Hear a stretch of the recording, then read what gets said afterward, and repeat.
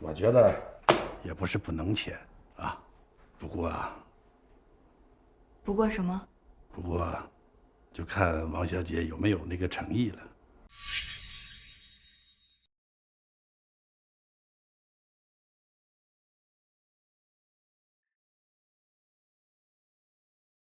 我明白您说的诚意了，不过这几天我不是很方便，要不这样吧，下周怎么样？时间地点到时候我发您。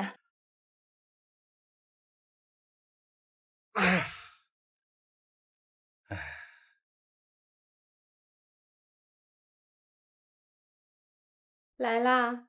啊，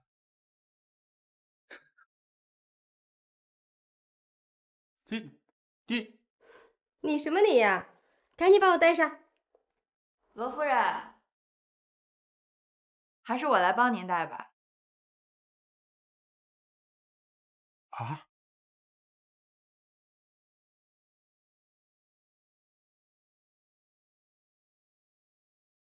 罗夫人，这项链可真配您。算这死老鬼还有点良心，记得给我买生日礼物。王小姐，真的是太谢谢你了啊！罗夫人，您太客气了。您是不知道，罗总为了要给您挑一个满意的礼物，这把身边能问的朋友都问了个遍。结果正好呢，我有一个朋友是做珠宝生意的，这罗总就托我说给您买这条项链，听说还是意大利名家设计的。罗总就说一定得给您一个生日惊喜，是吧，罗总？是惊喜啊，惊喜！这不这些年也没给他买过什么礼物，补偿。你看这罗总对您多好呀！我就听说这一个成功男人的背后一定有一个了不起的女人。罗总从当年白手起家到现在，这不用说，背后一定有您的功劳。您就是那个了不起的女人。王小姐，你真的是太会说话了。可惜呀，可惜我都人老珠黄了，也不知道这死老鬼背后还有没有其他女人。没有，就你一个啊！那怎么前几年你不记得我的生日啊？今年突然之间想起来了？哎，啊，是这样的，罗总前几天呢想在我们网站投放一批广告，上定签约日期的时候就觉得，哎，这个日期怎么这么特别？这才想起来今天就是您的生日。如果是在今天签约的话，那这不就是喜上加喜吗？是吧，罗总？是，那赶紧签吧，王小姐，你真的是能干啊，将来一定会干出一番大事业的。多谢罗夫人夸奖，我这以后的工作呢，还得靠我们罗总多多支持才对。哎，客气客气。这个呢是按照您上次的要求改好的合同，您就在这里签字就好。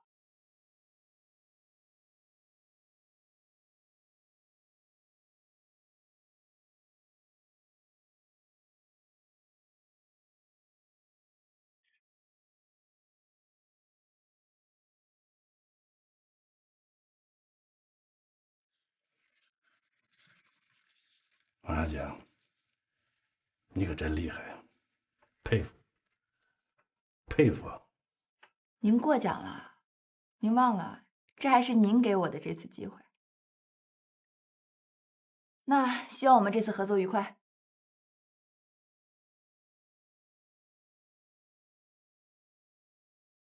也希望我们选择北漂房客网是正确的。当然了，时间可以证明一切的。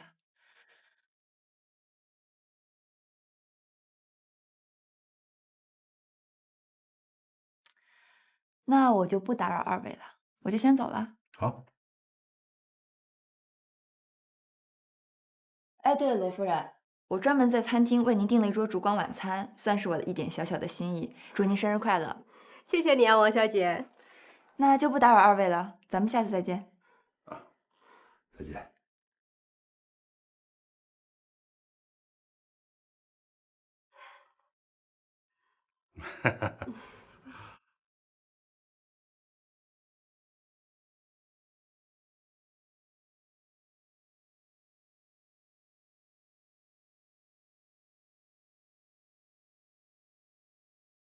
小雨，你真的是太厉害了，真的，我对你的仰慕之情犹如这滔滔江水连绵不绝，又好比这黄河泛滥之水一发不可收拾。你说这里面蕴藏了多少的谋略还有才智啊？瞒天过海，围魏救赵，借刀杀人，趁火打劫，声东击西，无中生有，暗度陈仓，欲擒故纵，假痴不癫啊，反客为主。还有这苦肉计，还有这美人计。大宇，我怎么觉得小雨比你更适合当咱们这董事长呢？哎，你可别开玩笑了，我这是被逼的，也是实在没招了。陆远，你快跟我们说说，你是怎么知道他老婆的生日，又怎么把他约出来的？当律师最重要的就是知己知彼。如果你连原告跟被告的个人资料、家庭背景、社会关系都没有吃透，那你怎么帮代理人完成委托？其实几个月前我第一次见他，我就把他家庭关系给摸清了。至于把他老婆给约出来，那就更容易了。我就在他家门口给他老婆打了个电话，我说我是罗总的朋友，罗总现在在忙，托我给您送一份生日礼物，然后再把他带去酒店。他呢就觉得我是为了跟她老公签合同，所以刻意讨好他，完全没有怀疑，跟着我就去了。陆羽，我太崇拜你了，太聪明了。对呀，关键是100万啊，这么多钱，若雨，你真是女中豪杰。快别夸我了，没看咱们公司的董事长跟 CEO 一直臭着个脸。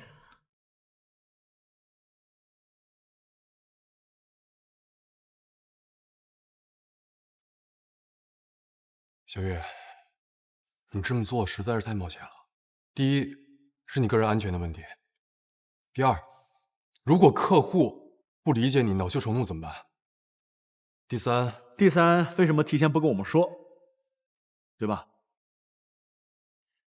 其实我理解小雨是怎么想的。第一呢，他是怕我们知道，不让他去，这个客户肯定就白费了。第二呢，他就在想，他对罗总那么了解，一定有信心拿下这一单。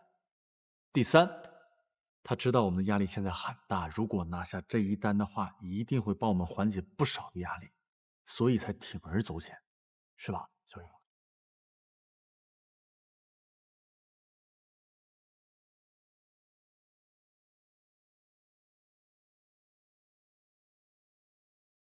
你这就是纵容。你越这么想，越可能会出事儿。她是一个女生，这大半夜的，万一坏人要是下迷药怎么办？万一有其他帮手怎么办？哎呀，万一好了，你别说了，你再给人小雨吓着。我承认这事儿我负主要责任，我忽略了公司员工安全的规章制度。在这里，我自己先自罚1个月工资，我扣这了，我不拿了，好吧？这样，接下来公司有个规定，不准女员工单独出去谈事情，行不行，老大？就这么定了。哎呀，行了，别愁眉苦脸的，人家小雨好不容易把单子拿过来了，你就不能给人一个笑脸啊？嗯，真棒。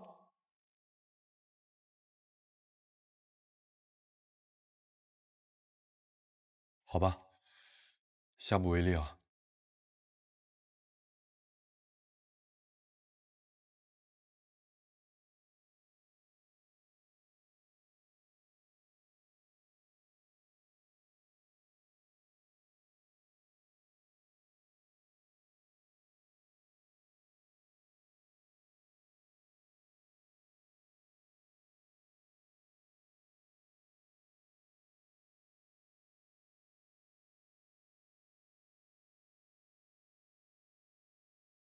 李红月，我听说你利用我们家小雨使美人计拉客户，有这事儿没这事儿？说，是这样啊，这事我真的不知道，但绝对没有使什么美人计。我也是才听小雨刚告诉我们的。哎，你怎么知道的呀？我怎么知道呢？你甭管，我就问你，凭什么让我们家小雨独自去见客户？这要出了什么事儿，谁负责？对，这事是我的不对。身为公司董事长，我已经自我检讨过了。还有就是扣了1个月工资，改变了我们公司的制度，今后绝对不会让女生一个人出去谈事儿。嗯，态度很诚恳，就冲你刚才没有推卸责任，我今天就饶了你。哎，你对我们家小雨到底有没有那个意思？嗯，什么意思？就哪个意思？我说你这么笨，你怎么做生意呀？不是说我真不知道您说什么，什么意思啊？你没谈过恋爱吗？您问这个干什么？怪不得呢，你就说吧，你到底喜不喜欢我们家小雨？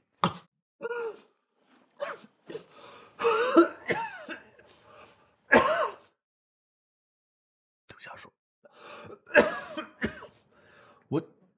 我什么我呀？你一个男子汉大丈夫啊，喜欢就是喜欢，不喜欢就是不喜欢。你这么吞吞吐吐、犹犹豫豫的干什么？不是叔，这事儿我就没敢想过啊。现在开始想，你胆子不是挺大的吗？壮起胆子，现在开始想。你俩都认识这么长时间了，我的姑娘长得又这么好看，你就从来没有对她动过心？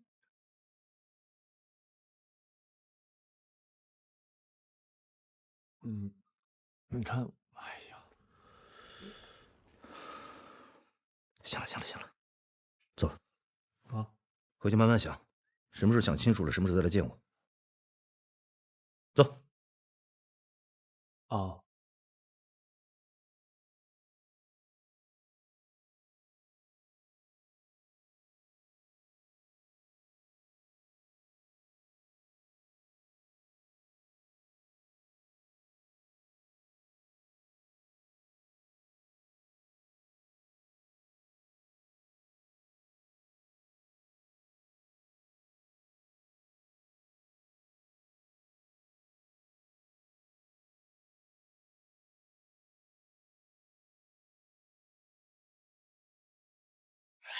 我是高氏集团的实习法律顾问，还有我们两个。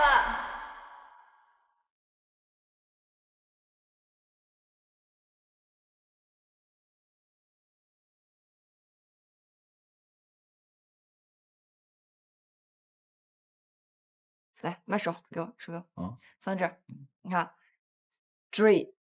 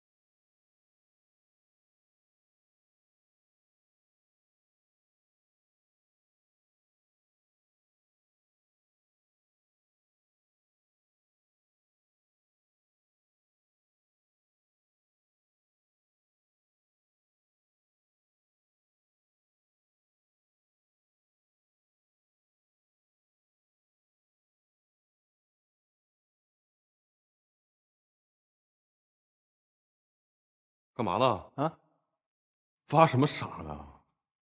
啊，没，我刚回来。啊嗯，你干嘛呢？啊，我上厕所。啊，我也刚吃过。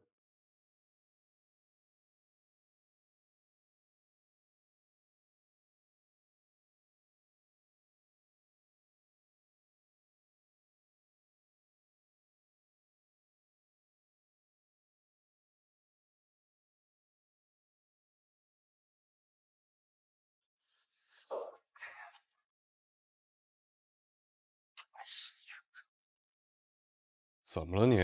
折腾来折腾去的，琢磨啥呢？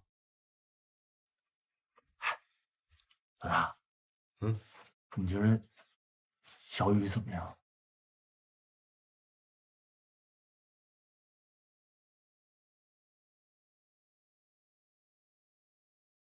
挺好的呀。为人正直，工作严谨，业务能力也很强，是一个很可靠的合作伙伴。哎呦，我不是说那方面。啊，其他方面啊，人长得挺漂亮的，个性独立，挺有气质。除了有点小脾气，其他都挺好。真是，哎，好了，你觉得我们俩合适吗？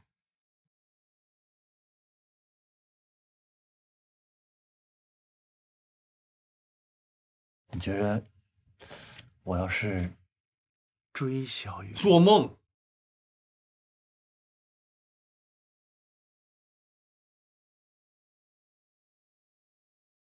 你以为这么好姑娘就你一人看见了？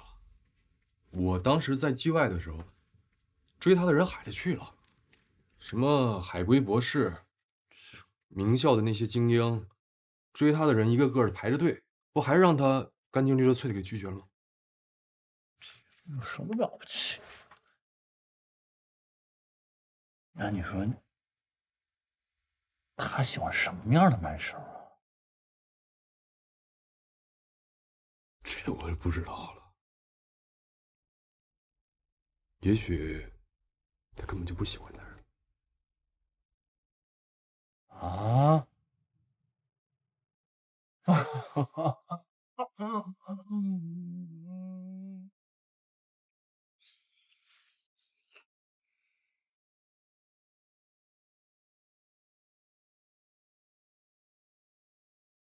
我吃个菜行吧？你别讲，怎么脸啊？周爷每天那么辛苦，他得多吃点补补脑。你说那这菜还怎么吃啊？啊，让不让人吃了？差不多了啊。哎，大宇，怎么想起来请客吃饭了？嘿，你这话说的就像我之前没请过似的。我要再不请你们吃饭，你们背地里还指不定怎么骂我。啊，大鱼，那我等会儿得加点菜啊。等会儿再加。在犒劳大家之前，我有一个全新的想法，想听听大家的意见。你看我说的吧，这小子就不会无事献殷勤。我想大家都看到了，目前我们的网站流量暴增，新用户注册量急剧上升，尤其是女性的注册量增长迅猛。网站上有一句话说得好，在这个世界上，孩子的钱和女人的钱最好赚。所以我打算先从女人下手。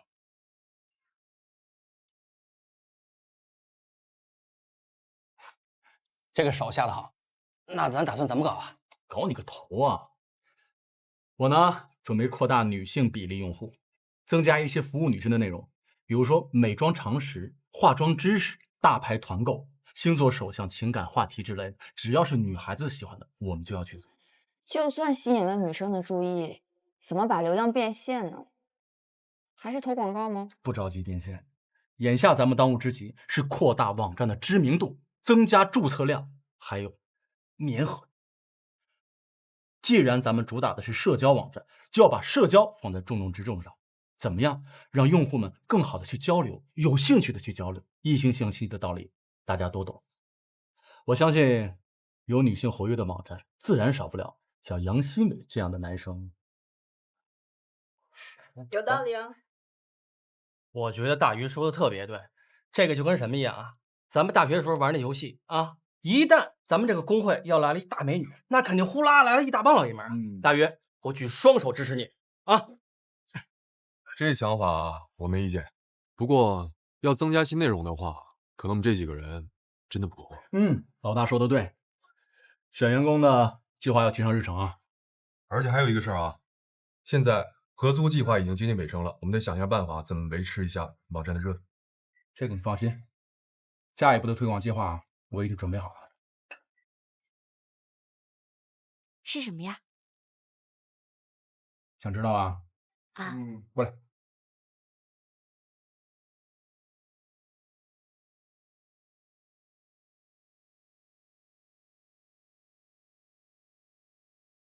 秘密，下午再告诉你。周爷，抽盐嘛。周爷，你多吃一点儿啊，你还得动脑子呢。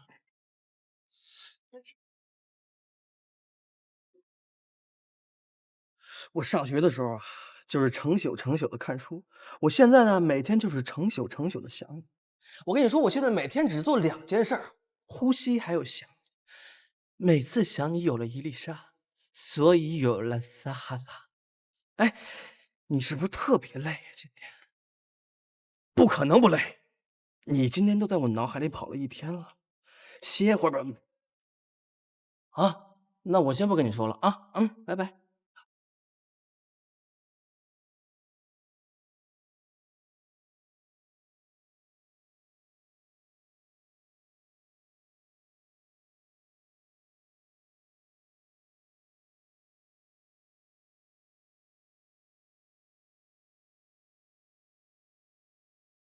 不是，大鱼，咱们是兄弟，我还是喜欢女孩的。你赶紧把他都叫下来。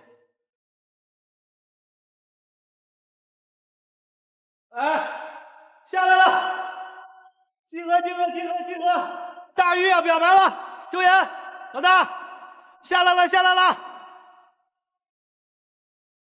这就是你说的第2个推广方案。是的，再过1个月就是七夕了。我想借这次中国的情人节，为我们的网站再添一把火。送玫瑰？没错，我从云南订了一束玫瑰花，我打算在七夕的时候快递给每一位注册用户满半年且活跃度较高的女性用户，再从中抽取77位幸运观众，免费收你一种大宝。那得花多少钱啊？花不了多少钱，玫瑰平时挺便宜的，尤其在昆明，10块钱能买一大捧呢。只有在2月14、七夕，包括圣诞节这样特殊的节日，稍微贵了一点。只要你提前预定，价格还是挺合理的。怎么看？这一束盛开的像2位美女一样的鲜花，其实是保存了7天的玫瑰，能看出来吗？真的假的？当然了，那可真看不出来。嘿，知道怎么做的吗？怎么做呢？放冰柜里。放冰柜里？不是，这逗我呢吧？谁逗你玩了？低温可以降低花的新陈代谢，从而让花的保鲜程度越来越长。我觉得这个办法真的太好了，大鱼，真的。咱们再在这个外包装上印上咱们的大 logo 啊，那出街率绝对100%啊！大哥，你觉得呢？我觉得这事儿吧，得问女士。你们觉得如果收到这样的一束玫瑰花的话，是什么心情？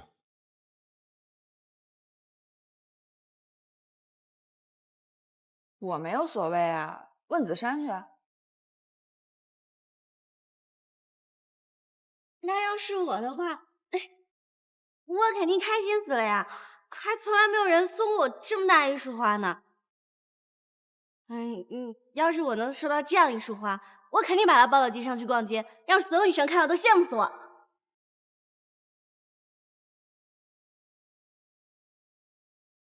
哎，要是所有的女孩都能像你这么正常，那该多好啊！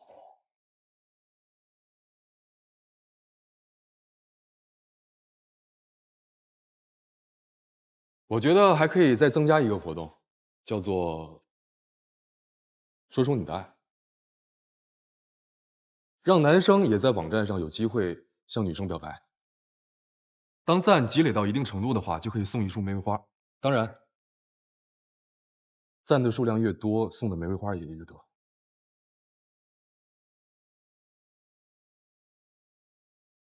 哎，我觉得老大说的这也特别好。大多数男生都知道女孩是喜欢花的，但是一是觉得太贵舍不得，二是觉得吧这东西放屋里放不了几天就坏了，这也不太实用。与其花这么多钱买个破花，这还不如吃顿麻辣烫。但是花别人钱就不一样了，自己在那儿敲敲键盘抒发一下情感，自己喜欢的女孩就把花收着了，还能在别人面前炫耀炫耀。我觉得这个办法特别好。杨子说的没错，我觉得所有的宣传方案啊，都抓住了一点，就是要利用人们的人性弱点。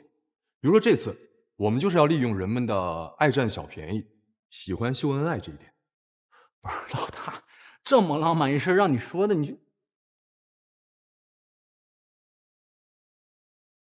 让你说的那么赤裸裸呢？我这是实事求是。好，那我下次给你整治一个展现人性光辉的，让你看一看。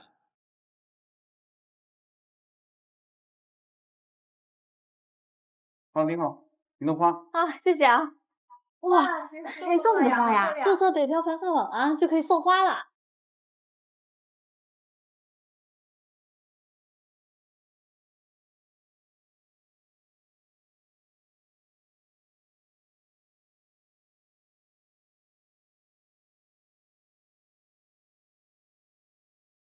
出来了，出来了！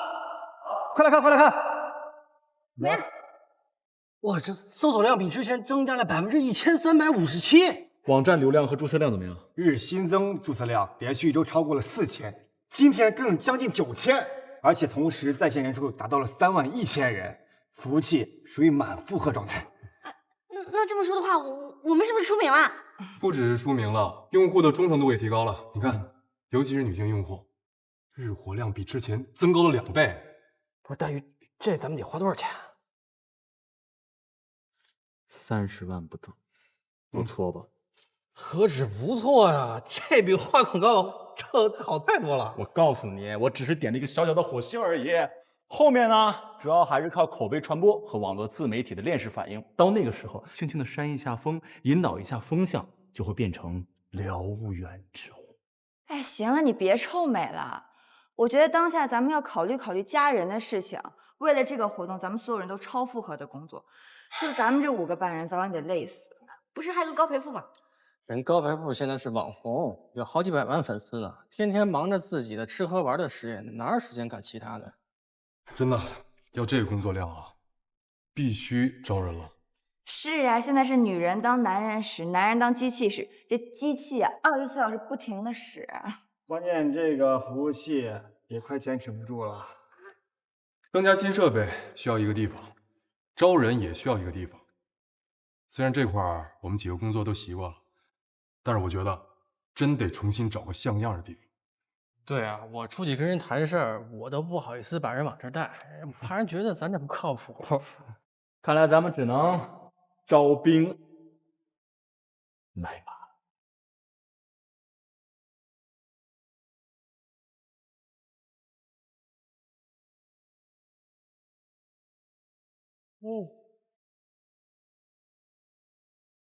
哎呀，拎包入住，哎呦，这里面这么大啊！哎，我搂眼睛，真做梦。这儿一斤不便宜吧？还行吧。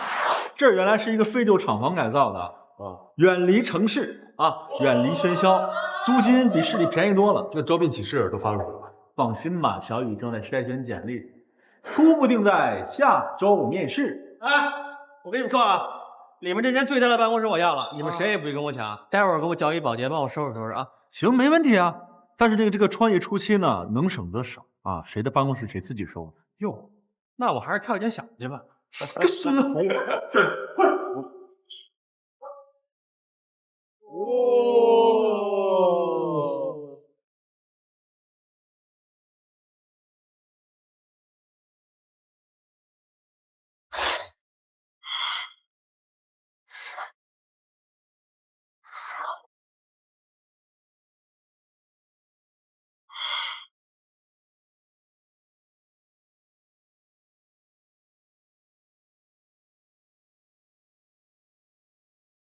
哎，招聘会准备怎么样了？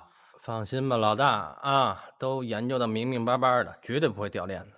我告诉你，一天，尤其是招聘的时候，你别没个正经了。我怎么没正经啊？我做梦都想当领导，绝对不能放过这次机会。怎么样？招聘会有信心吗？我这边没问题了啊。对了，从我回来都没看出呀，他人呢？让子珊拉屋里去了。什么？拉屋去了？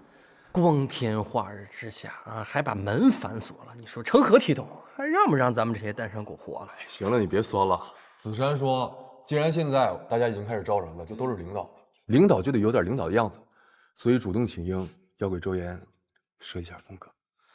一个花岗岩脑袋啊，一个工科 IT 宅男，有什么可设计？瞎设计什么呀？真是的。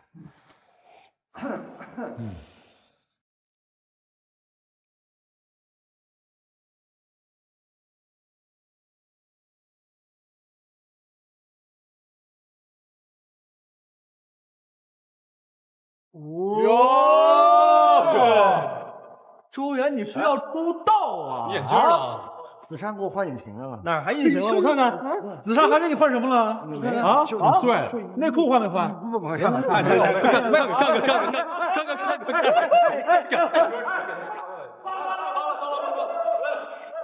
没想到这花岗岩脑袋捯饬起来还挺帅的。那当然了，我选中的男人怎么会不帅呢？擦擦那口水，看把你给美的。哎呀，可不是我美，我呢是有一双善于发现美的眼睛。对，周宇，要不这样，你让我好好捯饬捯饬，我保证你捯饬完以后，你死一大片男神。没正经呀，你那么没正经啊？怎么没正经？怎么捯饬？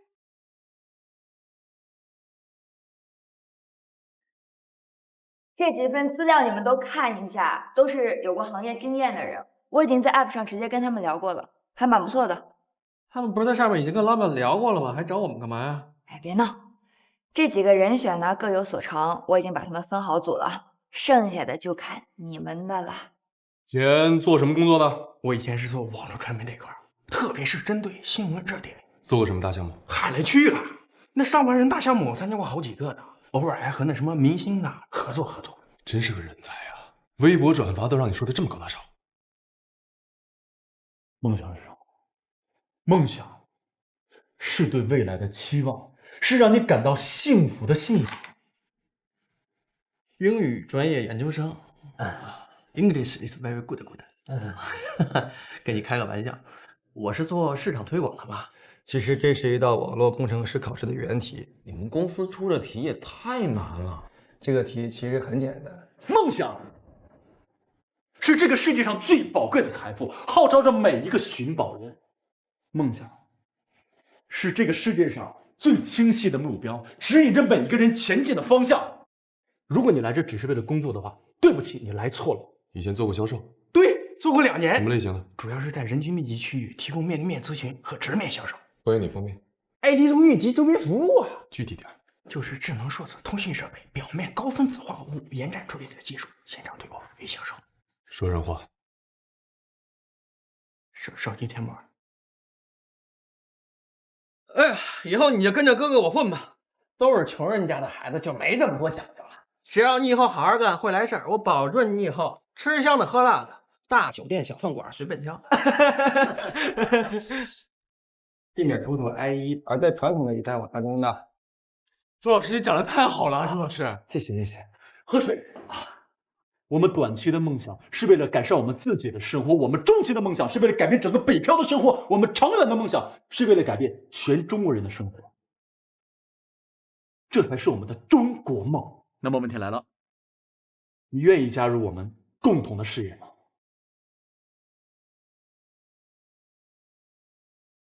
咱们中午管饭吗？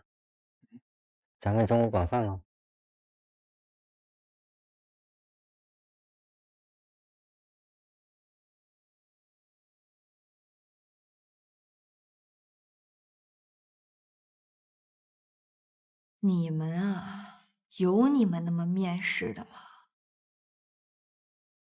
就差斩鸡头、烧黄纸、磕头拜把子了。还有你周岩，这不是 IT 培训中心，没让你给别人上计算机课。你你嘿什么呢你？你那是招人吗？你整个一个梦想主题报告会啊，全楼就听你在那块打鸡血似的嚷嚷，差点让别人以为咱们是传销的。还有你，用得着那么挑剔吗？是，有的人的简历里是有点水分，那你心里明白就得了，干嘛把话说的那么绝呀？这一上午7个人面试，5个人都哭着跑出去了。心理素质太差了。都像你们这么面试，咱们什么时候才能找到合适的人？别着急，我们这不也是第1次面试吗？再说了，你总是站着说话不腰疼。那你行，你来。行，下午我来，你们看着。姓名？不知道啊。我姓布，叫知道。以前从事过哪些岗位啊？养猪算吗？市场销售、行政、人力、法务，都没有干过。大哥，咱能别用排除法吗？你希望你的同事是虎、是狼还是羊？我希望是人。你有什么特长？有很多特长。我腿特长。他们都说我普通话说得好。大叔，对不起啊，我们这个职位对年龄是有要求的。我才23岁啊！那您怎么这么显老啊？我以前搞影视的。你有梦想吗？不知道，你问我妈去。那你有短期的目标吗？不知道，你问我妈去。你是哪儿毕业的？你问我妈去。你多大了？你问我妈去。你没事吧？为什么什么都问你妈？你有没有主见呀？你问我妈去。你想应聘什么职位啊？我没啥要求，就工资高一点，待遇好一点，假期嘛长一点。我身体不好，这加班就算了吧。有这样的工作也给我介绍一个呗。谈谈你对跳槽的看法。出了狼窝又入了虎穴。你认为什么是锲而不舍的进取精神？不打死我就一直干下去。干！你期望的月薪是多少？一半明媚，一半忧伤。试用期4分明媚，6分忧伤，干不干？他们俩说什么我怎么听不懂啊？明媚1万，忧伤1000，他要5000了，小雨只给4600。哦，你为什么要来我们公司？为了遇见你。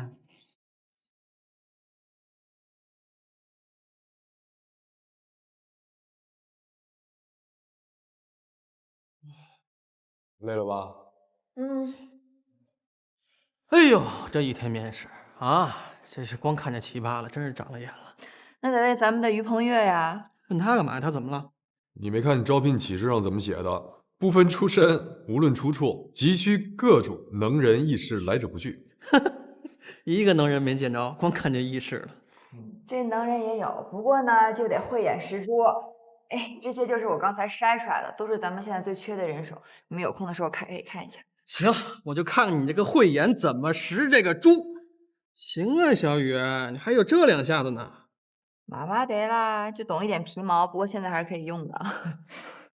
这都这么专业了，还略懂皮毛，还麻麻得。当初大鱼把你拉进公司，真是太划算了。哎，行了行了行了，别在这儿贫了。于鹏月呢？我这还有文件等着他签呢。对啊，之前还在这儿呢，一有功夫人不见了。哎，他不是刚才去？他总是只留下电话号码，噔噔噔噔。干嘛去了他？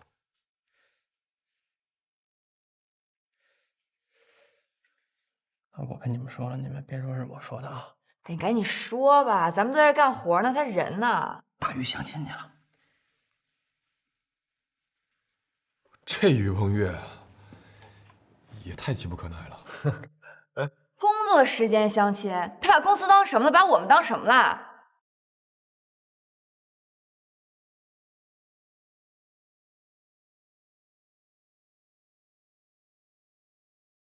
小月，慢点。孩子生于鹏月的气啊！这个于鹏月，面试这么重要的事情也敢半路跑出去相亲。可能在他眼里，相亲就是比面试更重要吧。他爸妈从小就跟他说：“鸟随鸾凤，飞腾远。”什么意思啊？我也是听他说啊。刚上小学那会儿，他爸妈就开始撺掇他和他们班一个大干部的女儿套近乎。等上高中的时候呢，就开始撮合和他们班一个大老板的闺女来谈恋爱，就连放暑假的时候都逼着他去给别人去补课，就是想让他有一天可以嫁一个家庭好的女生。估计这次又给他介绍一只鸾凤吧。这都什么年代了，他就不能拒绝吗？为什么要拒绝？他不喜欢做的事情当然要拒绝了。小时候是没有办法，可是长大了谁又能逼得了谁啊？而且这种事情是双方的，都得负责，怎么能这么随便？是啊，不喜欢的事情为什么要做呢？你是说于鹏月他乐在其中？这我就不好说了。从大学4年到现在，那么多好女孩，他一个都没看上，但是爸妈安排的相亲却一次都没落下。怎么想的，也就他自己最清楚吧。我真是最鄙视这种男的了。如果于鹏月是这种人，那我跟他估计连朋友都做不了。你要是个富家女，被他爸妈知道了，肯定也在劫难逃。怎么这又扯到我身上来了？不提他了，无聊。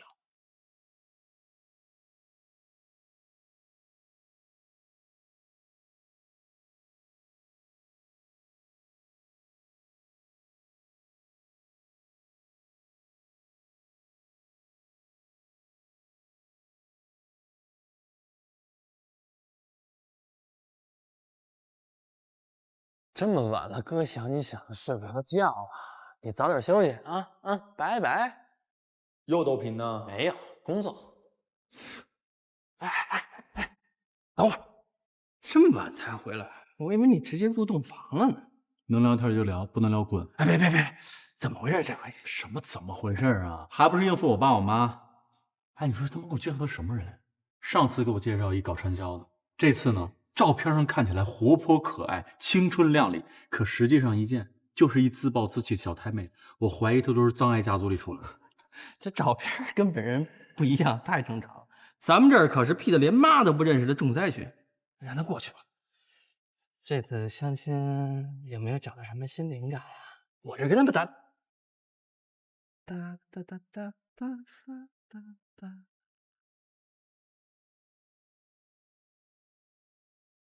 哒哒哒哒。又出卖我是吧？不可能。没事，我相信你。你过来，咱俩聊聊。别，来，早点休息。别害怕，你没啥，我不动你，我不动你，来，早点休息，早点休息。哎，但我不动你，早点休息，我不动你。你这样出嘴，成熟一点。然后给我保证。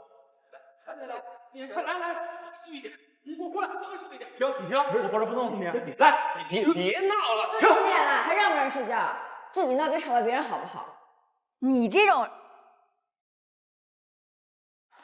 懒得说你。我哪种人啊？不是我哪种人？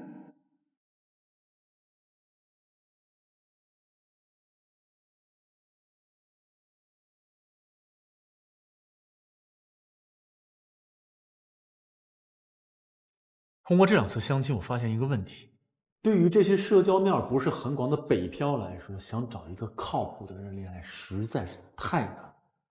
不管他们通过什么途径去认识异性，都对这个异性缺乏足够的了解。没错，都是说的好听，一见面一接触就压根就不是那么回事儿。哎，所以你就打算开始做婚恋板块？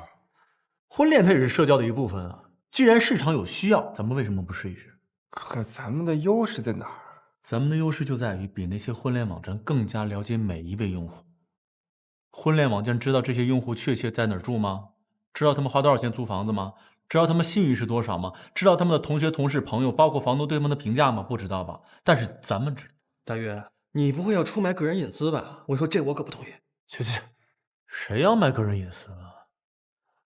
我这是告诉你们，咱们可以通过大数据，可以帮咱们的用户更好的去找对象，懂吗？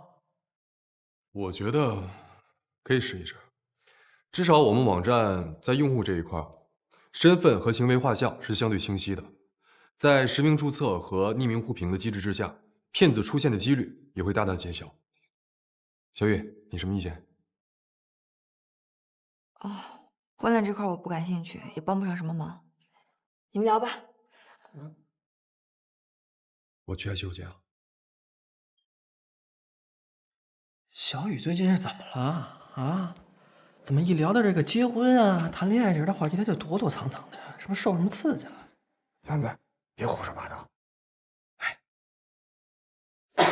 我告诉你们俩一秘密，关于小雨的。什么秘密？小雨其实是一个富家千金，他爸特别有钱，谁要是跟他谈了恋爱，谁这辈子就吵上了。啊？你怎么知道的？这还用说吗？当然是子珊的大嘴巴跟我说的。那天子珊去找我打听周岩在学校的事儿。打听我干嘛呀？这不明知故问吗？这不打听我不就出事儿了吗？别打岔。说着说着就说到咱们在创业大赛上碰见陈虎生了。陈虎生当初不也是因为入赘郭氏集团才一步登天的吗？就此，我跟子珊围绕着婚姻观还有价值观争论了一番。这个子珊呢一不小心说漏了嘴，拿若雨他爸给我举了个例子，这才被我威逼利诱八卦出来了。你说我是不是特厉害？杨新文，我发现你这嘴啊就跟个漏斗似的。谁要有秘密，千万不能跟你说，跟你说你准保说出去。哎，你说你这人得了便宜还卖乖，是兄弟我告诉你，不是兄弟我还不说呢。不是你是不是兄弟，这也不能说呀，这是信誉问题啊！行，就你有信用啊，那我不说了，以后我打死都不说了。但是话又说回来了啊，这个若雨藏的可够深的，咱们接触了这么长时间，咱们什么都不知道。杨新文，我告诉你啊，这是一王若雨私事儿，你最好少多嘴。哎，于鹏岳，我也告诉你，你给我抓紧时间啊！我抓紧什么呀？驸马爷啊！负你个头负！你以为我像陈无生似的呀？赶紧干活去。行，干活去呗。交姐啊，驸马爷。干嘛呢？在这待着？我干活去。哦。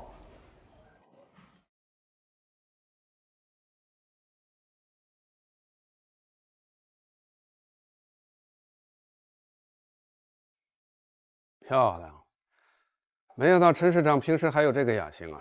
这一杆起码有120码吧？这可不是1、2天就能练出来的。哎呀，好久不打了，不比以前了。坐。哎，你坐，你去吧。10年前我在企业的时候啊，专门负责和日本以及欧美的老外谈生意。你要不会打球啊，还真没法跟他们说上话。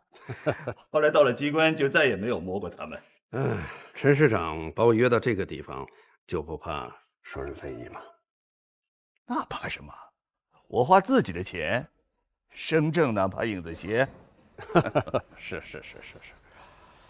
哦，对了，我听说令千金马上就要大学毕业了，日本名校留学，又有您这样父亲的指导，前途不可限量啊！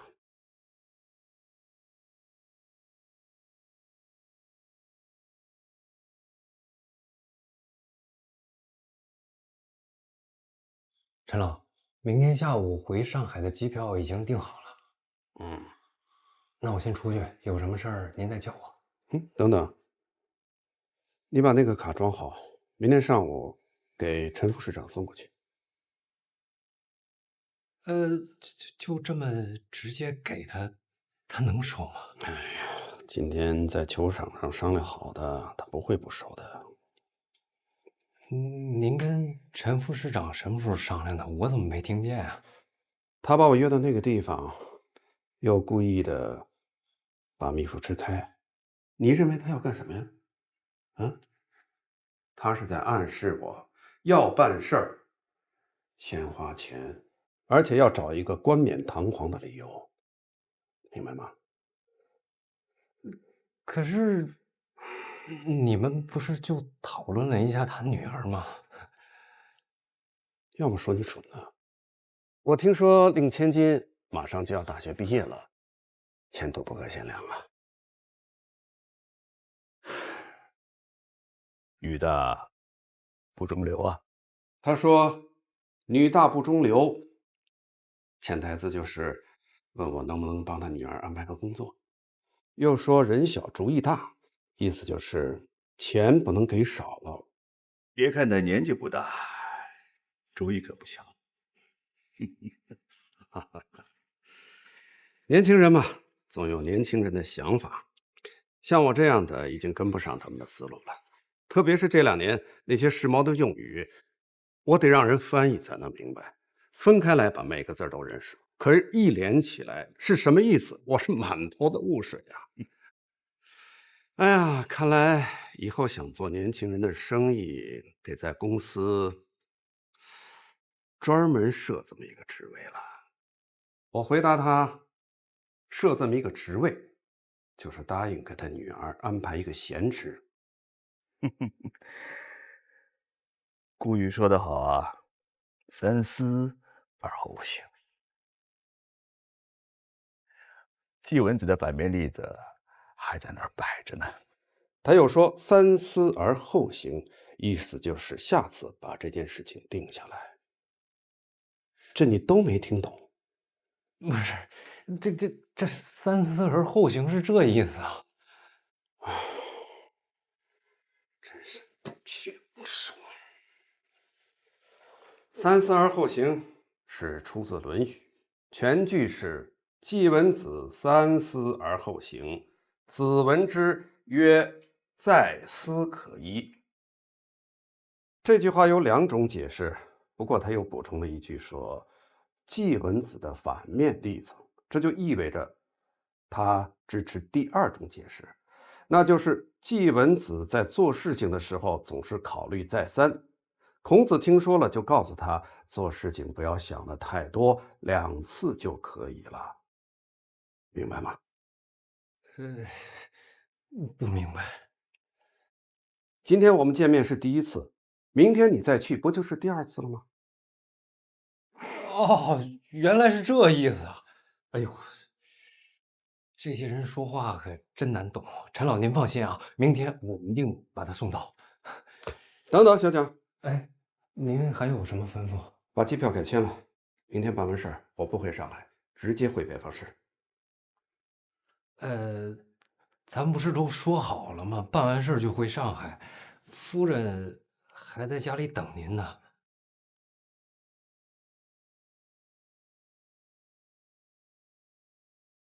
计划没有变化快，给夫人打个电话，就说我这边还有事情要处理。可是高氏集团的事儿，咱们不是都弄完了吗？哪有1碗饭吃一辈子的？做生意就是要不停的去找新的方案，明白吗？哦，陈老，您是不是又有什么新想法了？这回又是哪家大公司啊？小蒋，哎，算起来你也跟了我10几年了吧？是。如果有一天夫人跟我起了争执，你站在哪一边啊？哎呦，陈老，您看您问的，这就好比您问我媳妇儿跟我妈掉水里，我先救谁？这真不好回答呀。回答的好。行，去把机票改签了，告诉夫人，我准备用她的名字再注册一家公司。是。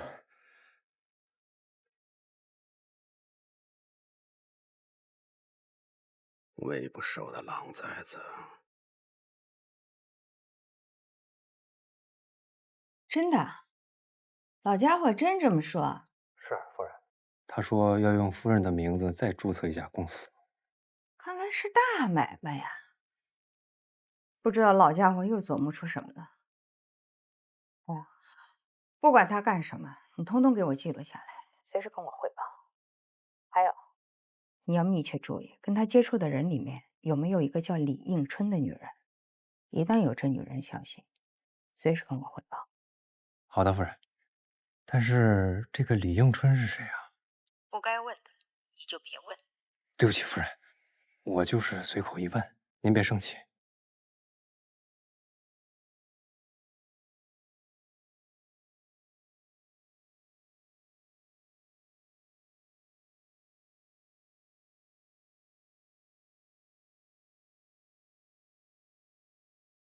喂，哪位？年轻人，是我呀。陈老，怎么是您啊？你在哪啊？我又过来找你。怎么，你不欢迎我给你打电话？哦，不是，我只是有点意外。您怎么知道这电话的？哈哈，我要想知道的事情，总是会知道的。更何况你们刚被评为年度10大新锐创业公司，啊，想不知道都不行了。其实是大家抬爱给我们推上去的，跟榜单上其他的网站相比，还差得挺远的。还是这么淡定，这个性格好。不过话说回来了啊，你对朋友可是有点不够意思啊。当初你从季外公司不辞而别也就罢了，后来弄了一个这么有意思的项目，怎么也不通知我一声呢？咱们俩可是说好的呀。您对我们这种小网站也感兴趣啊？我感兴趣的可不是什么小网站。来，我宣布一下，为了庆祝公司的成立，公司决定周末的时候带大家去泡温泉。这样吧，晚上一起聊聊，怎么样？啊，好的，没问题。那等您消息。好。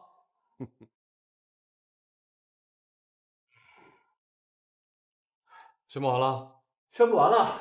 谁知道杨的那嘴那么不严，刚刚决定下来，没几分钟消息就传出去了，害得我不得不在所有人知道之前提前宣布。岳老大，我这样做不太合适吧？你应该一起的。不就是周末一起泡个温泉吗？你们去吧，我呢为你们凑热闹了啊。老大，你不会生气了吧？我有那么小心眼吗？再说你又不是不了解我，本来就不喜欢热闹的。最主要是周末大家都出去，咱们得留个人看家吧。那好吧，辛苦老大了啊！下次我来。哎，等等，这个看看，我这就选出来了。老大，不是我说什么，您这执行力简直了！你少拍马屁啊！这是我特意挑出来特别适合婚恋板块的一些模特，你抓紧时间定下来，然后我好好把协议给签了。哎呀，不着急，不就是一套婚纱照吗？把摄影师、场地定下来，剩下的等大家回来之后一起讨论呗。啊，哎，我提醒你啊，时间可没你想的那么宽裕。如果周末之前定不下来的话，小心他们狮子大开口。放心吧，老大，这个世界上3条腿的蛤蟆难找，2条腿的人遍地都是。小雨还等着我开会呢，先走了。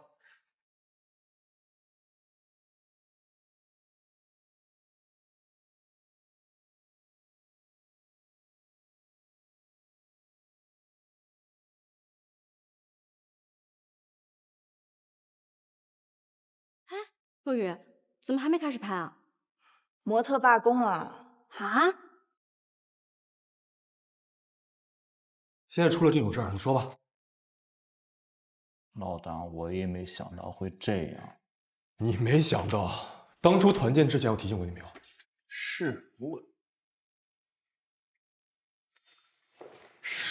我承认是我错了，我把问题想简单了。不是，那既然他们要抬价，咱们就换一个不就完了吗？你说的轻巧，我告诉你啊，那些模特早就串通好了，你换谁都这价，人就知道我们耽误不起。那你说怎么办啊？还能怎么办？以后再有这种事儿，一定提前定好，别给人家机会抓住我们弱点。答应他吧。凭什么答应他们啊？坐地抬价毫无职业操守，凭什么答应？惯着他们。哎，我就不信了，这大街上那么多人，我还叫不来一个模特啊？大哥，现在外面10几号人等着呢，你让我上哪儿找模特去？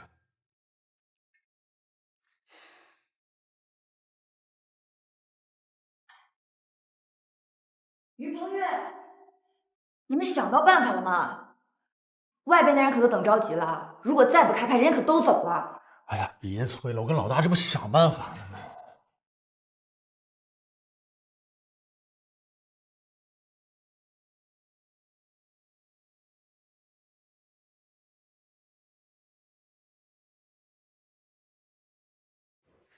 怎么了？别说话，别说话，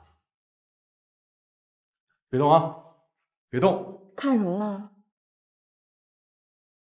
老大，老大过来，来，过来。林文月，别说话，站好了，站好了，别动啊，别动。什么意思呀？离近点儿。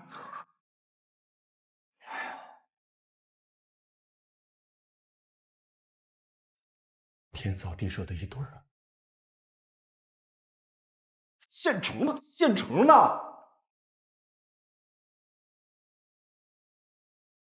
完美。不是你干嘛去，王若雨？王若雨，哎，小雨同学，雨儿，你考虑考虑吧。没什么好考虑的，我说不行就不行。哎呀，你就是一个工作照而已，又不是真让你结婚。那也不行，你赶紧花钱找模特去，嫌贵从我工资里扣。我不嫌贵，我是真的觉得你合适。这跟合适不合适没关系，我就是不喜欢拍这种东西。王若雨，我现在以公司 FB 董事长的身份，命令你马上执行公司领导的决定。对不起，我的劳动合同里明确规定我的工作范围，其中不包括拍摄婚纱照这一项，好吧？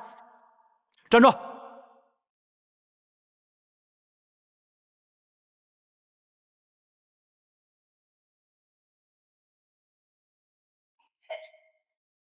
于鹏月，你干嘛？你跟我耍无赖啊？赶紧给我起来！放手啊！我警告你放手！你再不放手，我踹你啊！踹吧，只要你舒服，你使劲踹。于鹏宇，你是不是有病啊？你给我起来！我不，你不答应我就不起来。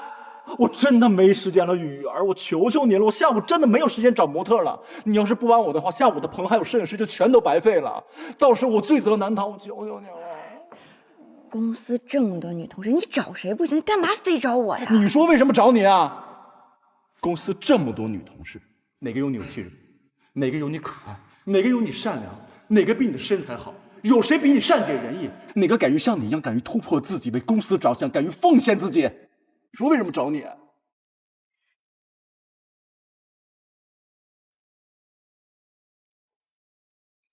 老大，别要造型了行吗？过来劝两句啊！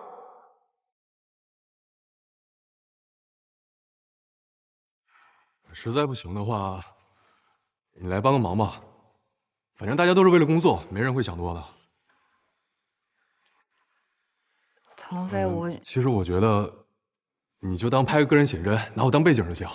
就几张，而且就几张照片，花了不太多时间。你可以不给我面子，但是你绝对不能不给老大面子。这么多人等着呢，我求求你了，姑奶奶，你就发发慈悲吧！求求你了，求求你帮帮忙，我好可怜啊！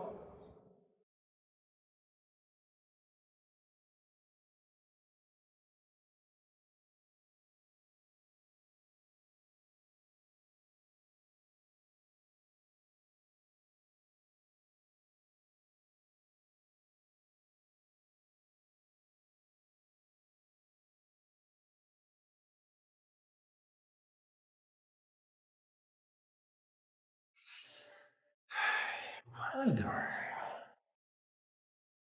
大宇，跟我说说呗，你怎么说服若雨的？那全凭个人魅力。看看你那嘚瑟样儿！哇，好美啊！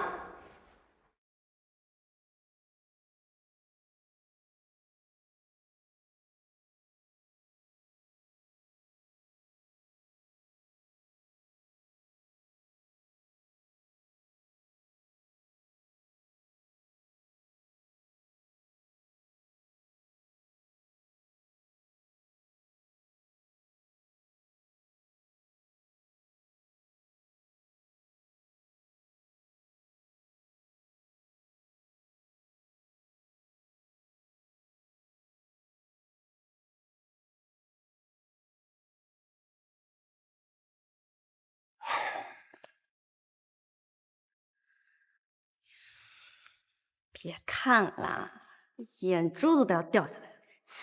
嘿，我选的人怎么样？行啦，你就是运气好，碰上我们若雨人好，这么为公司着想的员工。他要是不帮你的话，就等着抓瞎吧你。看我们若雨多好看，腰就这么细。唉，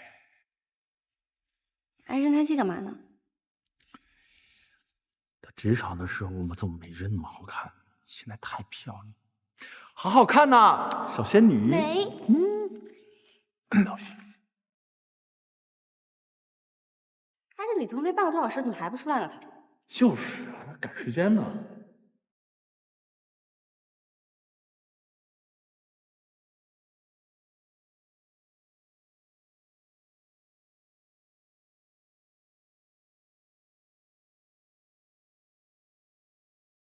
老大，你可来了，都几点了？真的是。哎，不错啊，白马王子，来来来，快快快，帅气啊！站这边看看，看好了啊，完美，漂亮，开工！加油！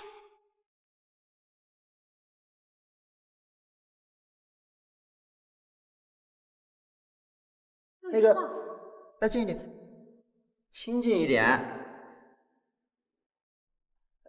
哎，这样啊，今天呢，你们是情侣，是夫妻啊，怎么总是表现的相敬如宾呀？啊，能不能再给我一点啊？再亲密一点，好不好？哎，来，哎，手，哎手，哎，二位先休息一下吧，化妆时间补个妆，来来。状态不太好。没事。哎，王主持，快下桌。什么情况？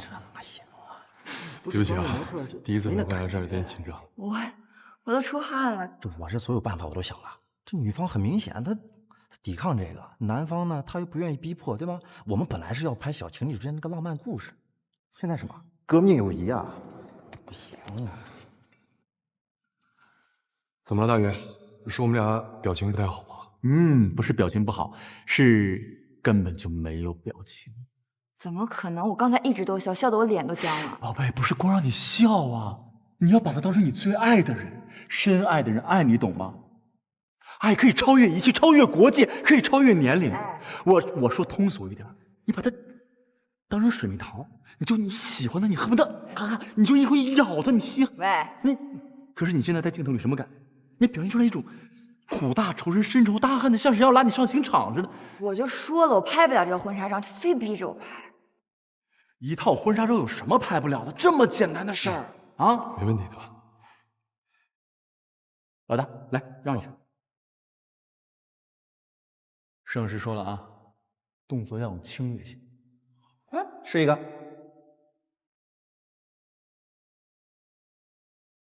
看着，把我当成你最爱的，吃的喝的都行。小龙虾，老干妈，我是你的东北小香瓜。就这样，啊，这才是爱情嘛，对不对？对，是不是傻你？好了，不跟你开玩笑，我跟你看好老大啊。来，再换个动作，来看啊，看啊，哎，合体了，不错。哎，女生再上一张。哎，对，就这样嘛。美，甜蜜，看到没有？来，还有这个，哎，慢慢的，柔情万种。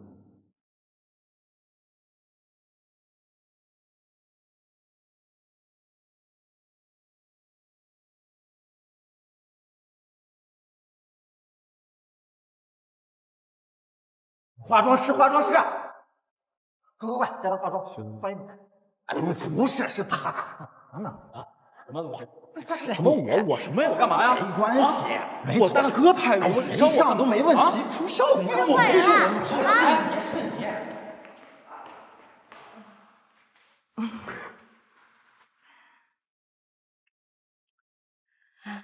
他挺好。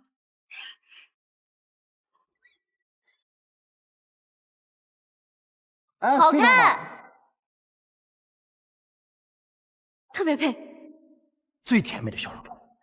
刚才照相的时候把我想成什么了？想知道？必须想知道。我把你当成只狗。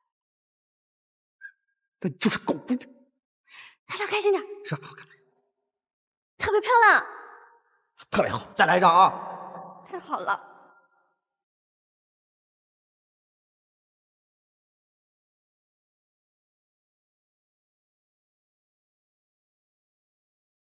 说说怎么回事啊？不是叔，你听我解释啊，这事儿。解释什么呀？不是，这个是工作照，这不是什么婚纱照。穿上婚纱就是婚纱照。你看看这照片，你看我女儿的眼神，那是一个男人喜欢女人喜欢到骨子里去的感觉。还工作照，你蒙谁啊？说您就不能说的含蓄一点？含蓄？有必要含蓄吗？男人喜欢女人那是天经地义的事情。再说了，你离我对你的要求还差得很远呢。听明白了没？你得给我再主动点儿。不是说，不是我不想主动，是自从我们拍完照以后，他就没想见我，不理我。哎，我都怀疑他是不是喜欢男人。胡说八道！你看看这照片，这是一个不喜欢男人的女人吗？是啊，那他平时冷若冰霜似的，不少人追他，他一点反应都没有，真的。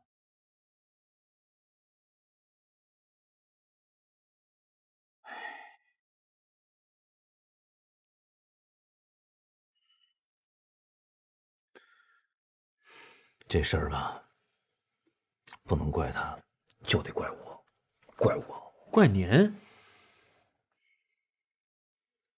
小雨心里有一个心结，这个心结呢，都是我以前犯下的错误所造成的。您都犯了什么不可饶恕的错误了？别瞎问，我听听。哎，总之，反正就是我不靠谱呗。我当年做了一些对不起他妈妈，还有对不起他的事情。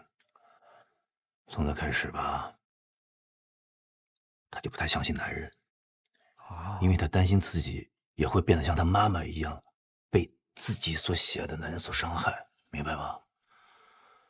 所以打那以后呢，他就把自己的心给封闭起来了，宁愿一个人孤独一生。所以你想让我追他，帮他打开心中的心结？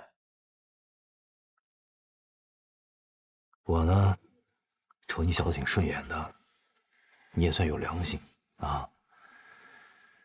以我对萧雨的观察和了解，他对你应该是不排斥的啊。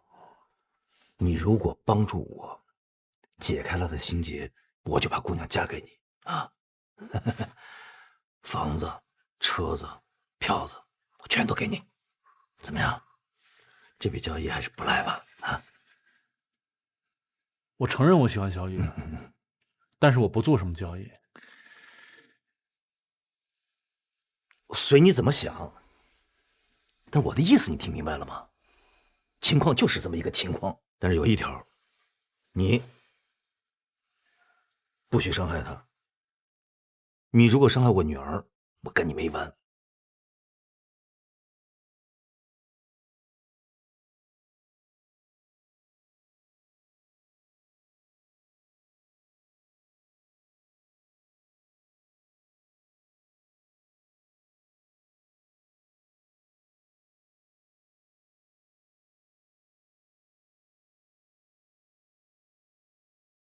肉雨，你看什么看这么开心？给我看看。我就看一个搞笑视频，没什么好看的。哎，你说这两天你怎么不跟大宇联系了？我联系他干嘛呀？为了省模特的钱，都快把我给折腾死了。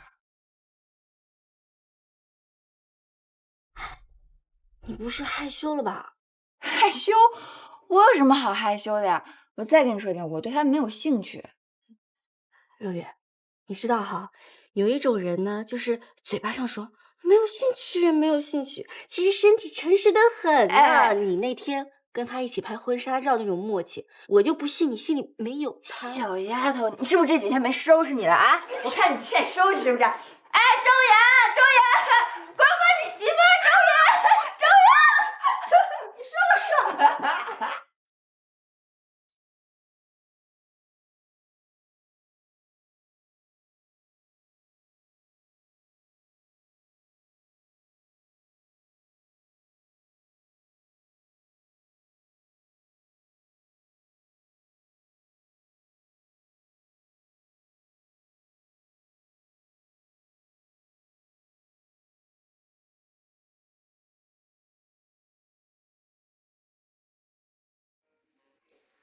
不好意思，三位，是不是走错了？没错，是陈老叫我们过来的。陈老他有点事儿，临时脱不开身，怕你孤单寂寞，特地让我们姐妹几个过来陪陪你啊。这可怎么称呼啊？你们确定是陈老让你们过来的？对呀，他特地嘱咐我们要好好陪你。那我们玩个游戏好不好？好呀，好呀，玩什么？我们姐妹们最喜欢玩游戏了。不过嘛，你们这个衣服穿的真是有点太保守了，有没有更刺激一点的？当然有啊，喜欢这个啊。我们去换吧。走。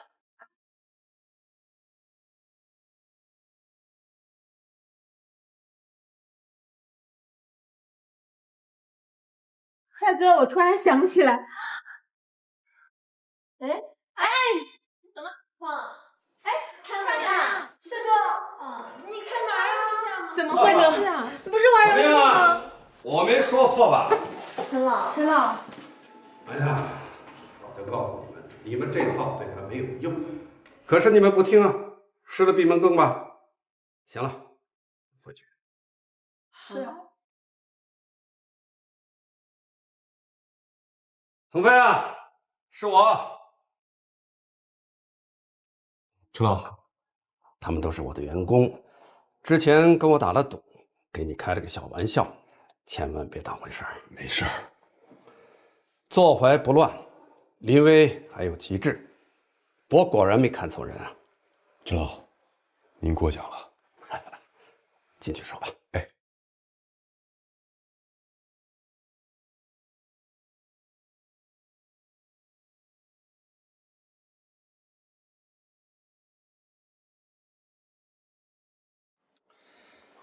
我这个人啊，一直喜欢跟年轻人打交道。年轻人有闯劲儿，有想法，代表着未来的方向。可是这几年，我一直跟一群老家伙斗来斗去的，没什么意思。扶持像你这样有潜力的年轻人，让你们的梦想一步一步的成为现实，这才是我现在最喜欢做的事情。怎么样？我刚才说的这些，对你们几个年轻人有好处吧？陈老，这件事儿我们还得再考虑考虑。你也知道，我只是公司的股东之一，重大的决议还得通过董事会来决定。这我当然知道，你尽管去做。不过以我的眼光来看，这件事儿，你在董事会里头恐怕很难得到支持啊。多的话我就不说了，免得说我这个老人家在挑拨你们年轻人之间的友谊啊。你只要知道，一山难容二虎，一女难嫁两夫，这就足够了。我不同意你的看法，我觉得你多虑了。那也不能急功近利，饮鸩止渴。那行，你想个办法，你来解决。老大，你有什么想法？好，既然你都想好了，那我做执行就好。啊，这才是爱情嘛，对不对？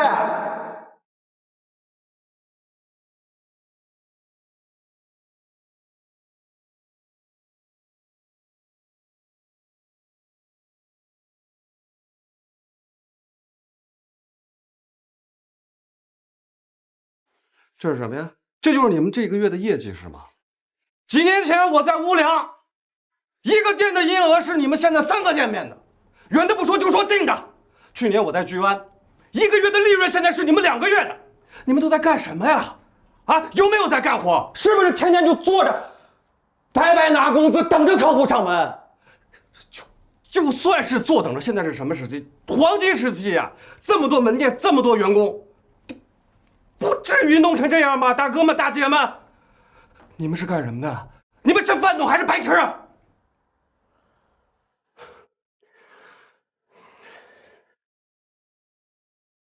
都不可真是吧？你说说怎么回事？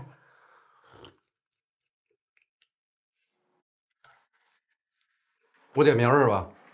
我说叶总，是这样的，兄弟们不是不努力。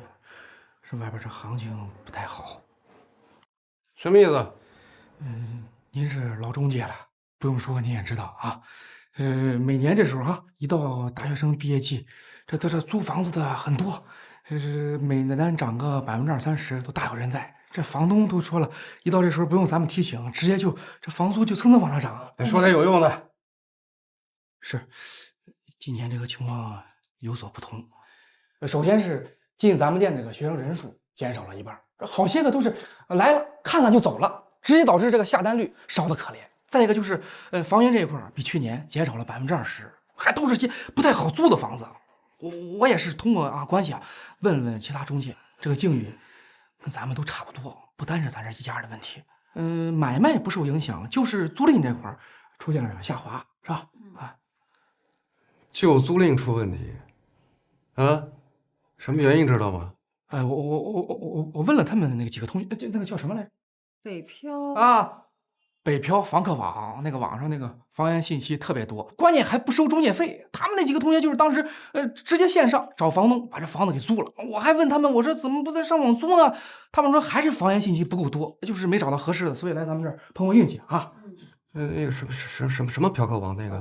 不是嫖客，是北漂房客网。房客网，也就是最近这1年才兴起来的，好像是几个大学生自己创业的吧？那在哪儿呢？你给我看看。我再给你找。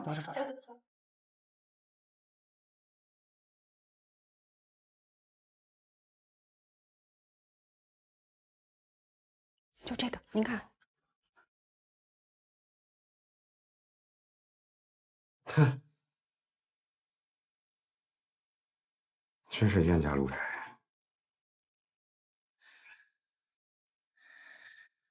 原来是这几个小兔崽子，小兔崽子长本事了，敢跟我抢生意，敢动我的蛋糕，我就砸你们的饭碗。女士不能进去，里边开会了。女士，外面怎么回事？不能进去，里边开会了，真的不能进去。女士，走开！叶总，他非要进来，我们实在是拦不住。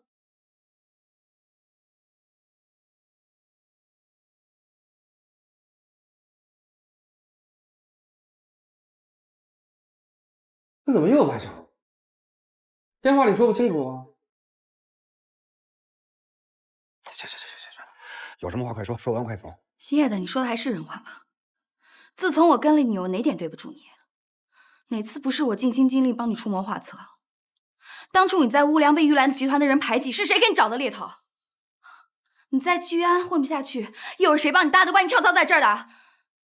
你倒好啊，一上岸就过河拆桥，玩够了就把我给甩了，你还有良心吗？良心？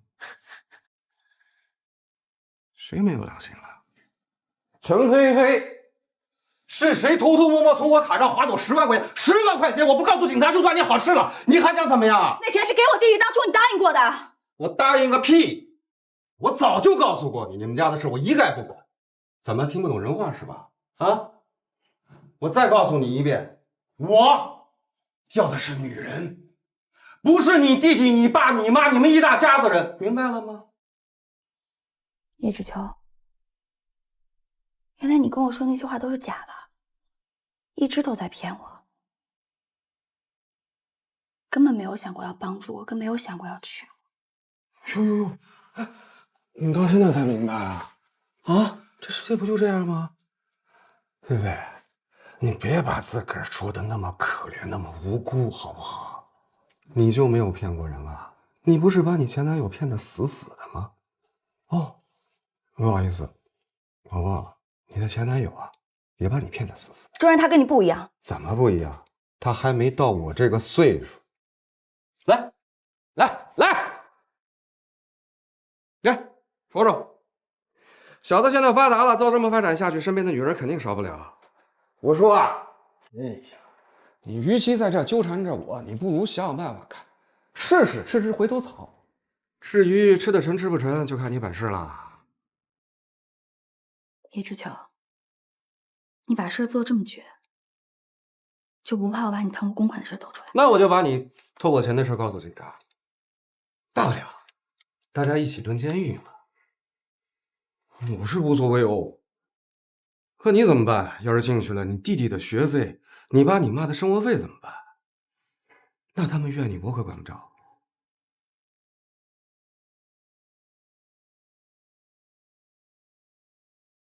菲菲，我说句肺腑之言啊，掏心窝子话，你与其这样恶狠狠地瞪着我，你不如想想办法，看看怎么把你前男友给骗回来。叶知秋，算我陈菲菲瞎了眼。等等，都说是一日夫妻百日恩呐，既然来了，也不能空手让你走啊，是不是？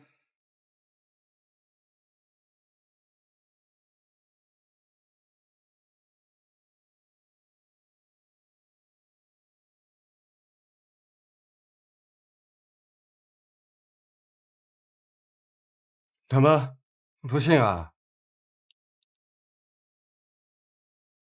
你能有这么好心啊？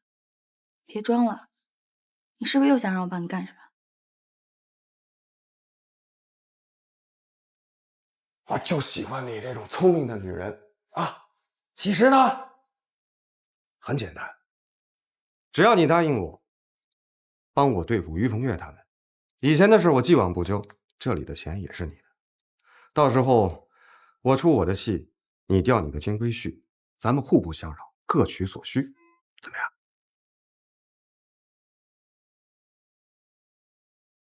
你别说你不缺钱啊。我等你电话。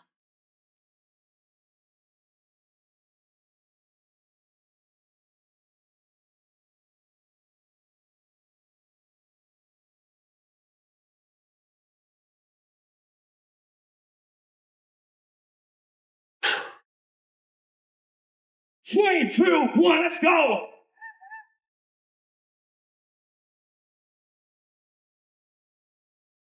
What?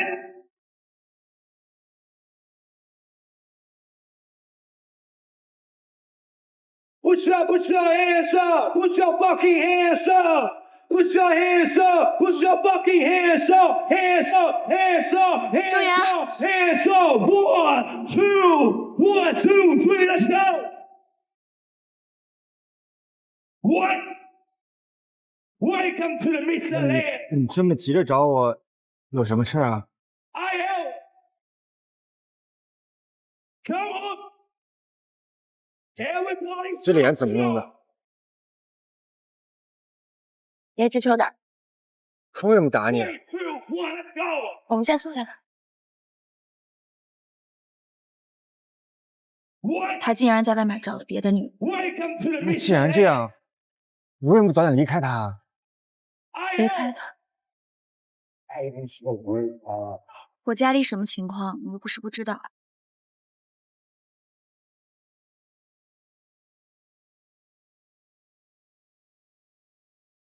离开他，我又能怎么样嘛？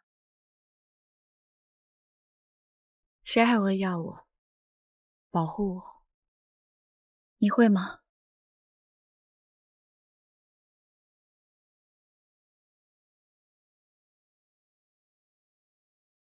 就在刚才，他又喝多了。这次我说什么都不会再回去了。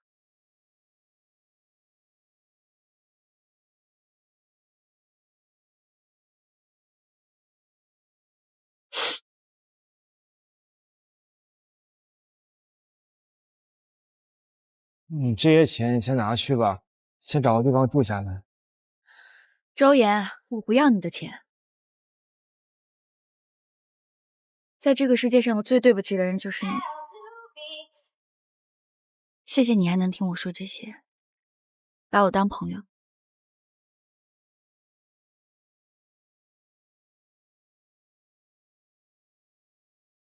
陪我喝一杯吧。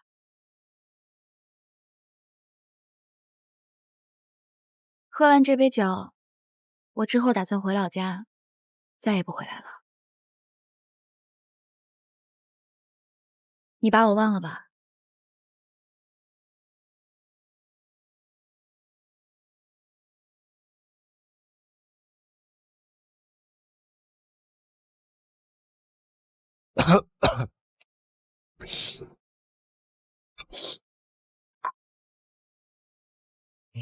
？1, 2, 3, let's go. 我们去跳舞吧。啊？ Move your body, shake your body.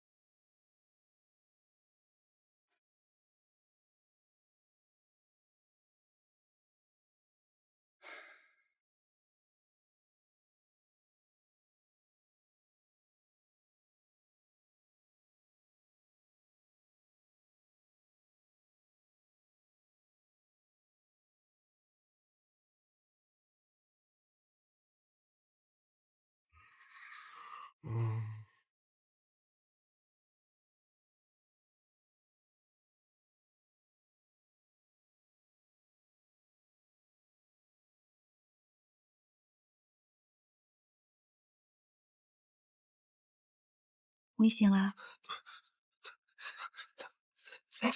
在哪儿啊？在酒店。你昨晚带我来的，你不会忘记了吧？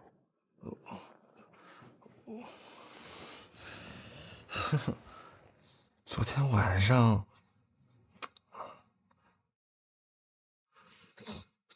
昨天晚上我只喝了一杯，只喝了一杯啊！是我不好。昨晚我本来应该拒绝你的，可是我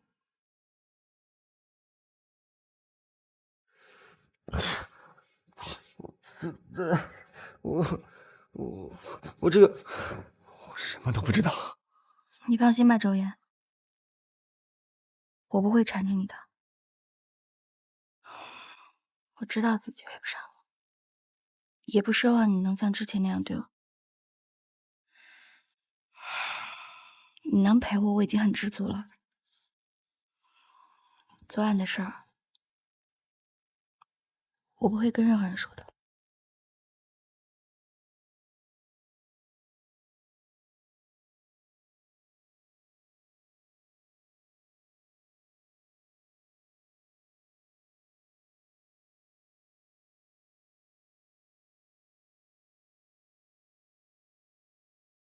周岩，吃饭啦！周岩，子珊，周岩，你怎么从外面回来呀？我公司加班加了一夜。你又通宵熬夜了？你看你，熬了一宿都瘦了这么多，看起来特别憔悴。我平常都跟你说了，你再忙也要注意身体。你看，这是我特意给你准备的，可不可爱？可爱。快来吃。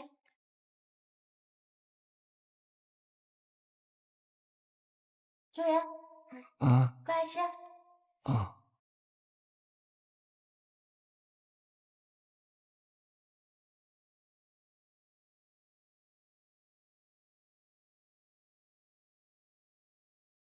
喂，小雨，喂，你到哪儿了？山本先生他们都到了。我还在路上堵着呢。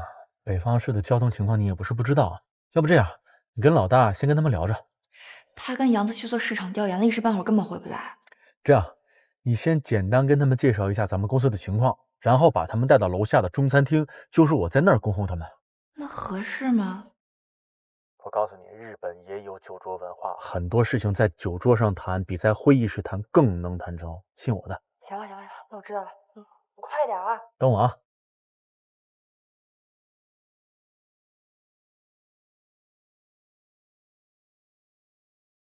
啊，怎么了？儿子，告诉你一个好消息。又有什么好消息啊？我跟你爸又给你安排了一次相亲。哎，我说你们俩有完没完啊？跟你说实话，我心里有人了。哼，你少骗我，有喜欢的人了，在哪儿呢？长什么样？有照片吗？过年的时候怎么没带回来让我跟你爸看看呀？臭小子，别给我耍滑头！我告诉你，这回你必须得去。妈给你保证啊，只要你去了，不管结果如何，我和你爸以后再也不给你安排相亲了。这可是你说的，下不为例。那当然。时间地点告诉我。嘿嘿，我就知道你会听妈妈的话的。我记好了，就今天晚上7点半。不是，今天晚上啊？妈，今天晚上不行，今天晚上我真有事儿。哪那么多事儿啊？抽空吃个饭的时间都没有？知道你忙，特意安排在你们公司附近的那家中餐厅。哎，就是上回我和你爸去，你带我们去吃的那家。行吧，说好了啊，最后一次。拜拜。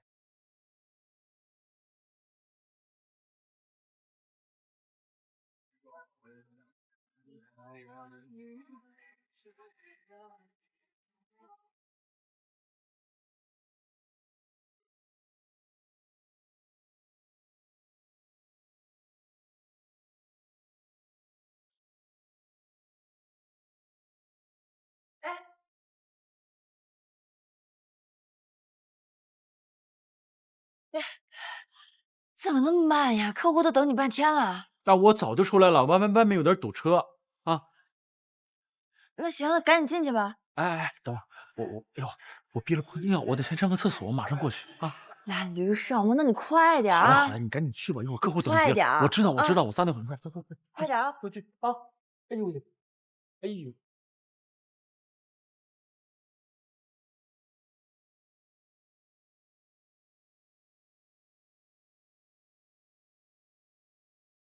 朋友哥哥，太真，你怎么回来了？怎么你不想看到我呀？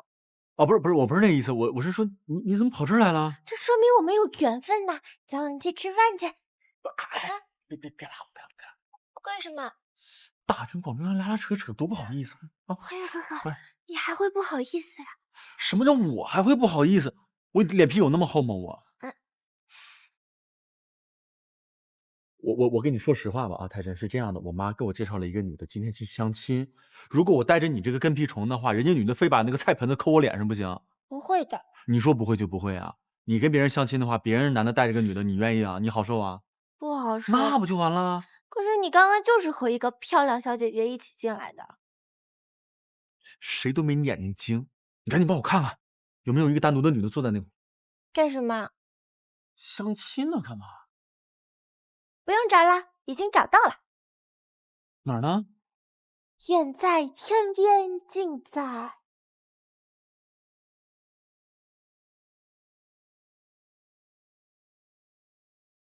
还是这么顽皮，算了，我直接打电话吧。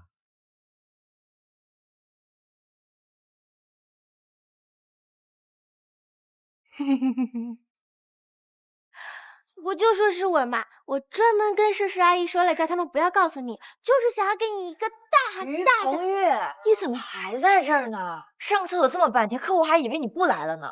不是我，这都什么时候了，还在这跟服务员聊天？没有。行你，不是惊喜。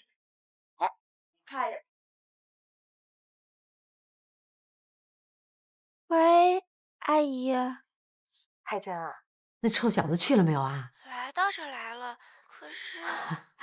好，去了就好。你们俩多聊聊啊，又是好久没见面了，肯定有很多话想跟你朋友哥哥说吧？我倒是想说，可是他没给我说话的机会。这臭小子，你把电话给他，阿姨来教训他，帮你出气。他现在接不了电话。为什么呀？刚刚被别的女人抢走了。啊？不过阿姨你放心，我一定会打跑狐狸精，把朋友哥哥抢回来的。